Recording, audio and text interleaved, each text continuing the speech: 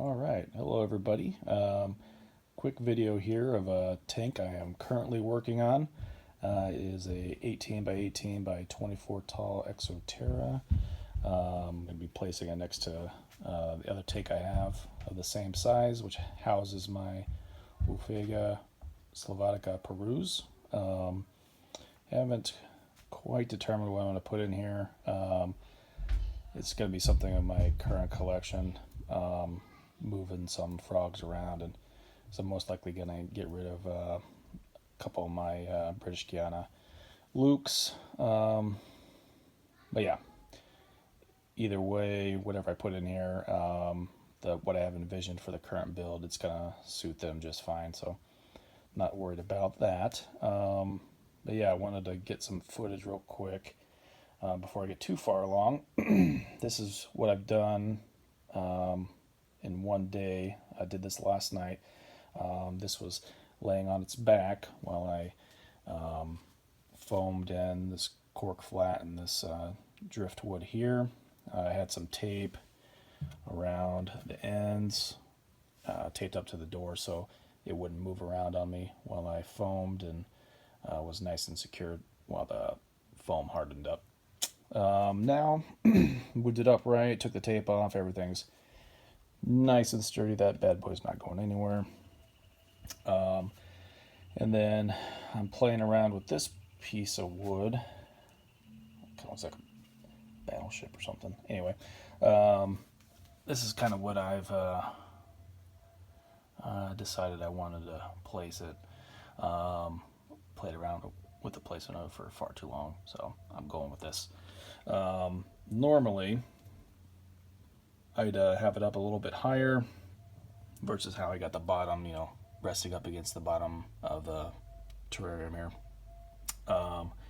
Because you'll have a drainage layer and then substrate on top of that.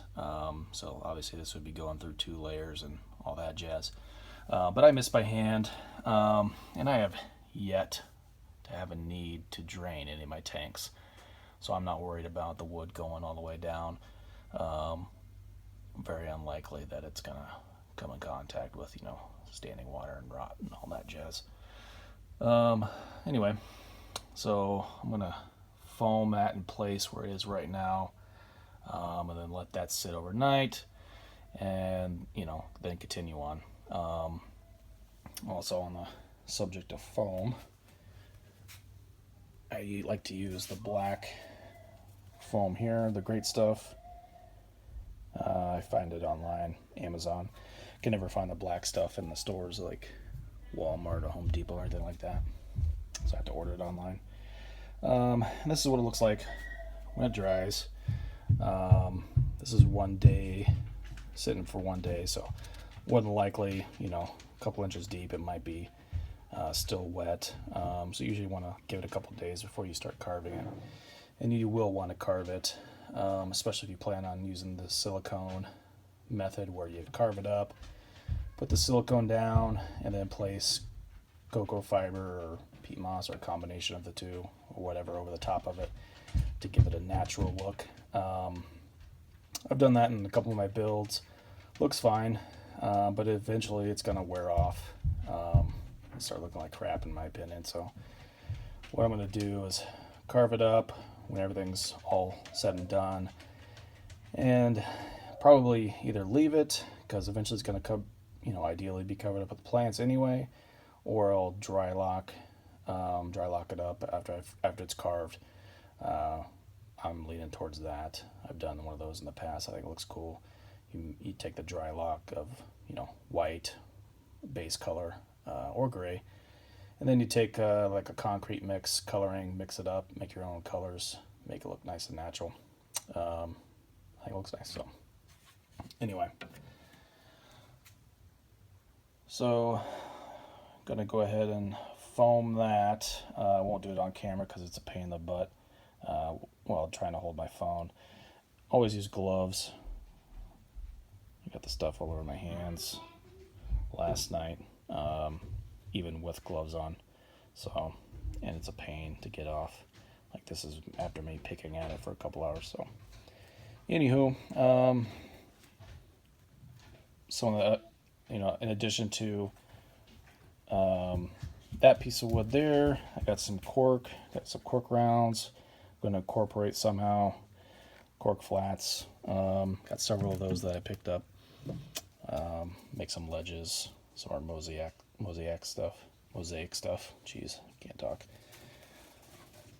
So anyway, that's about it for this. Next video I'll take will be once I get probably this piece and maybe a couple other pieces done. All right, so one last thing, top. So ventilation while also keeping humidity is a big deal when keeping poison dart frogs. So the ideal top is glass.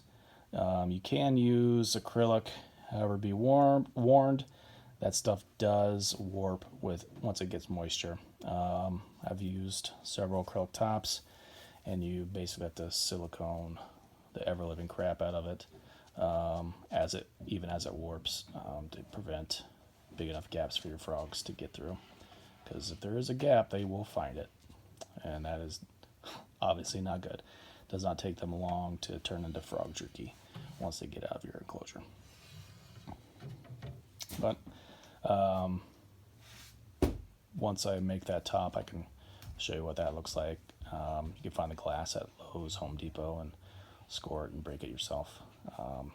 Usually you want to leave about a 2 to 3 inch gap for ventilation, which a lot of tutorials on that online as well.